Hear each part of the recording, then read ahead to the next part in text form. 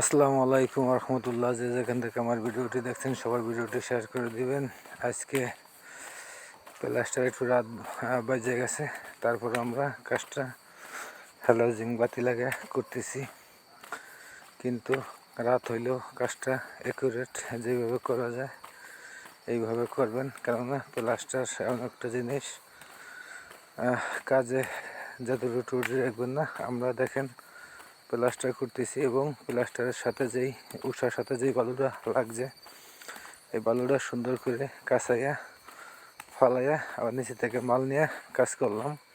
কেননা অনেক মিস্ত্রি আছে প্লাস্টার ডলাকালীন উষার থেকে মালটা কাঁচাইয়া ওই অলেই লাগাই দেয়। কেননা যখন আমরা প্লাস্টারটা ঘষি তখন আলগা বালুর আবরণ তৈরি হয় প্লাস্টারে ওই উষার সাথে।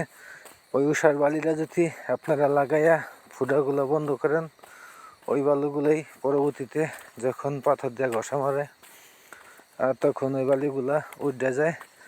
আপনারা কেউ এইভাবে কাজ করবেন না। কাজটা যেভাবে করলে খুঁড়ে হবে, কখনোই আপনারা এই ভুলটা করবেন না।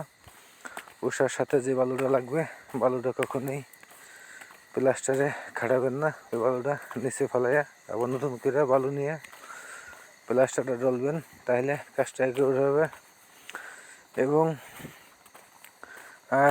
প্লাস্টারে অন্তত 4 বস্তা বালুর মধ্যে 1 বস্তা সিলেকশন বালু দিয়ে দিবেন আর 3 বস্তা তারাপুরি বালু, তাহলে কাজটা একুরেট হবে। অনেক মিস্ত্রি বলে সিলেকশন বালু দিলে প্লাস্টার করা যায় না। আমাদের যে প্লাস্টারটা দেখতেছেন টোটালি সিলেকশন বালুর প্লাস্টার। 1 বস্তা করে সিলেকশন বালু দিয়ে প্লাস্টার করি।